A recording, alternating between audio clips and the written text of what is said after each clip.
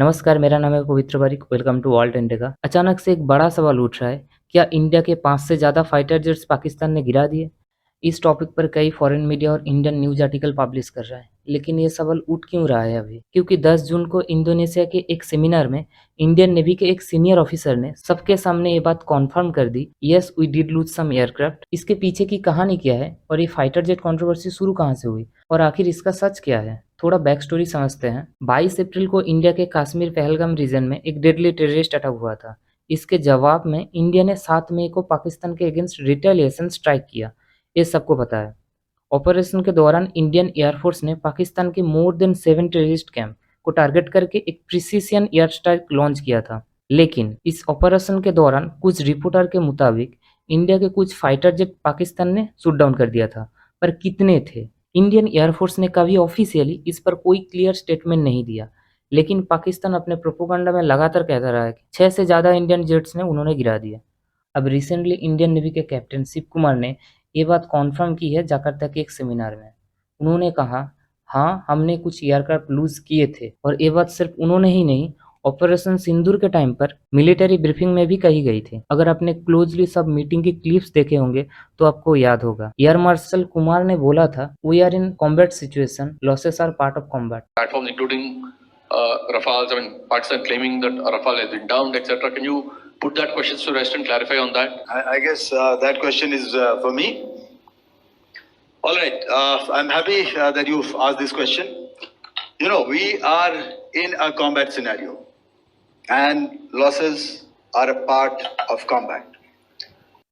यहाँ पे शिव कुमार ने क्या कहा था, थोड़ा स्टेटमेंट पढ़ते हैं, थोड़ा ध्यान से देखना। He revealed that initially Indian Air Force losses occurred due to political constraint as a force were told not to strike Pakistani military infrastructure or air defense in first wave।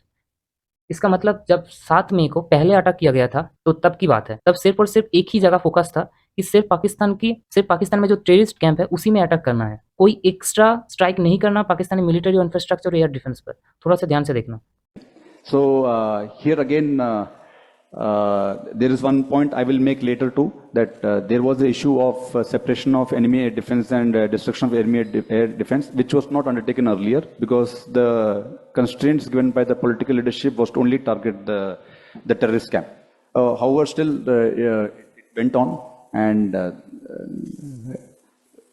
so what news we know, I may not agree with Tommy when he says that India lost so many aircrafts and all that, but we all can agree that whatever losses was mentioned, it only speaks about 7th of May. But this skirmish went on till 10th of May. So what happened on 8th of May, 9th of May and 10th of May this is what happened. So there was complete air superiority and there was separation of enemy air defense undertaken, and then अब एक बड़ा सवाल रह गया है, कितने fighter jets Indian ने actually lose किया था, हाउ मेनी? कोई एग्जैक्ट ऑफिशियल डिक्लेरेशन नहीं हुआ है। अब ये बात तो क्लियर है, Indian air force lost some aircraft during cross border anti terrorist strike in Pakistan. अब आगे की बात करें, जो मेन बात है फास्ट वेव यानी 7-8 मई के स्ट्राइक के दौरान आईएफ के एयरक्राफ्ट इसीलिए वनरेबल हुए क्योंकि पॉलिटिकल कॉन्स्ट्रेंट थे। अब पॉलिटिकल कॉन्स्टेंट क्या थे, ये भी एक क्वेश्चन है। 7 मई को जो अटैक किया था वो सिर्फ पाकिस्तान टेररिस्ट कैंप में ही अटैक किया गया था।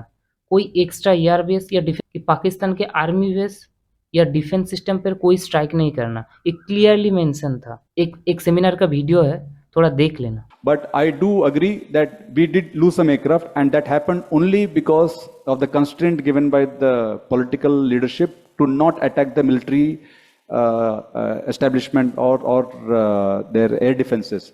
अब कॉन्स्टेंट क्या है पता नहीं। अब पाकिस्तान की रियलिटी पर नज़र डालते हैं। वहाँ देश चलाता है मिलिट्री, नाम का पीएम है शहबाज शरीफ, लेकिन इंडिया में ऐसा नहीं है। यहाँ प्राइम मिनिस्टर के पास फुल अथॉरिटी होती है। तो सवाल तो उठता ही है, क्या उस वक्त इंडियन एयरफोर्स के पास फुल छूट थी या उन्हें लिमिटेड टारगेट इंस्ट्रक्शन दिए गए थे? तो क्या ये वही वजह हो सकती है, आईएफ की एयरक्राफ्ट इसी वजह से वनरेबल हुआ और पाकिस्तान ने शूट डाउन कर दिया? बहुत सारा सवाल उठ रहा है। Was the IAF restricted from defending itself? Who takes responsibility for the loss? तो अब बात यही है कि गलती किसकी थी। क्या इंडियन एयरफोर्स के पास पूरा परमिशन नहीं था? क्या 7 मई को जब एयर स्ट्राइक हुआ उसमें क्लियर इंस्ट्रक्शन था कि सिर्फ टेररिस्ट कैंप पे ही अटैक करो? तो इसके डिफेंड में इंडियन गवर्नमेंट ने भी कुछ रिप्लाई दिया है। His remarks have been quoted out of the context. The media reports are misrepresentation of the intention and thrust of the presentation made by the speaker. तो सीधी सी बात, गवर्नमेंट ने इसको कभी भी सपोर्ट नहीं किया है। तो सीधी सी बात है, और गवर्नमेंट ने क्लैरिफाई किया, it was also explained that objective of operation Sindoor was to target terrorist camp infrastructure and Indian response was non escalatory. तो क्लियरली यहाँ पे मेंशन है क्या हुआ था। तो यही थी पूरी कहानी, और इस टॉपिक पर अगर कुछ न्यूज आएगी तो मैं फिर से डिस्कस कर दूंगा। तो आपको क्या लगता है, क्या आईएएफ को उस वक्त फुल फ्रीडम मिलनी चाहिए थी? नीचे कमेंट करके जरूर लिखना। अगर वीडियो अच्छा लग रहा है तो please do like and subscribe. आज के लिए बस इतना ही। Bye bye.